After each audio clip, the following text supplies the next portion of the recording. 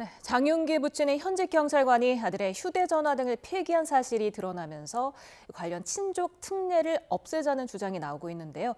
임주희 변호사와 함께 관련 내용 짚어보겠습니다. 어서 오세요. 네, 안녕하세요. 네, 지금 장윤기 살인 혐의 재판이 진행 중인데 현직 경찰인 부친이 장윤기의 집에서 훼손된 리얼도를 폐기하고 또 전에 쓰던 휴대전화들을 또 수각을 했거든요. 이게 어떤 의미가 있는 겁니까?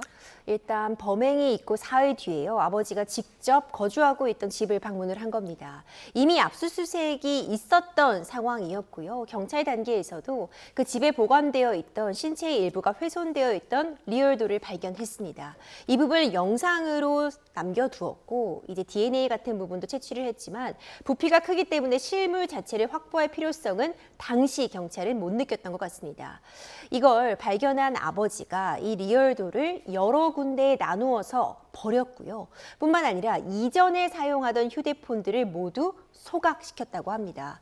이 부분은 의미가 굉장히 중요한 것이 이 범행 동기라는 것은 결국 수사 과정에서 핵심적으로 입증이 되고 밝혀야 될 부분인데 당시에 살인죄가 문제가 되고 있었는데요. 만약 성범죄의 동기를 갖고 있는 살인이었다면 강간살인으로 훨씬 더 높은 처벌이 가능했습니다.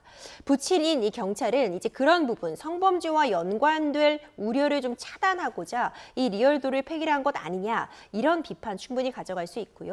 이전에 쓰던 휴대폰 같은 경우에도 또 다른 피해자에 대한 존재의 확인이나 아니면 이전의 어떤 심리 상태 그리고 계획성 여부들을 확인하는 데 있어서는 단초가 될 수 있는 상황이었는데 이 부분까지 폐기해버린 점 사실상 경찰이라는 신분을 고려할 때 비판의 대상 충분히 될 수 있는 지점입니다. 그럼 방금 말씀하신 일반 살인죄하고 강간 살인죄 어떤 차이가 있는 겁니까? 살인이라는 가장 중한 참담한 결과가 발생한 것은 동일하지만요. 법정 최저형이 다릅니다. 그러니까 살인죄든 강간살인이든 무기징역, 사형까지 선고할 수 있는 건 동일하지만요. 일반 살인죄 같은 경우에는 최저형량이 5년입니다. 5년 이상의 징역에 처해질 수 있는 것이고요.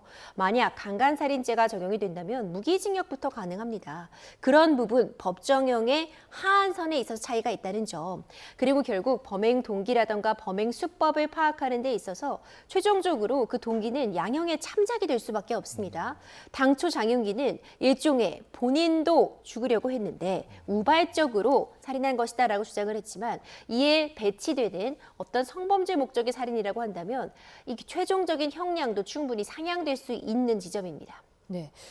지금 장윤기 씨 아버지가 검찰 조사에서 아들의 범행이 성적인 부분으로 연관되는 게 우려됐다는 취지로 진술한 것으로 알려졌는데 그만큼 법적인 상식이 많기 때문에 이렇게 진술한 것으로 보이고요.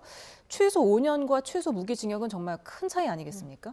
그렇죠. 차이가 분명히 존재합니다. 그리고 네. 정말 안타까운 그 유족의 심정을 고려할 때 정확한 범행 동기의 파악이라던가 아니면 범행 수법, 이 범행의 과정을 정확하게 확인하고요.